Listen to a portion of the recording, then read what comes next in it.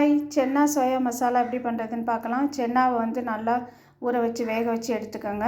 சோயாவை தண்ணிக்குள்ளே ஊற வச்சு புளிஞ்சு எடுத்து அந்த மாதிரி எடுத்து வச்சுக்கோங்க. தாளிக்கிறதுக்கு எண்ணெய், கல்பாசி, பட்டை, பிரிஞ்சி இலை இதெல்லாம் போட்டுக்கோங்க.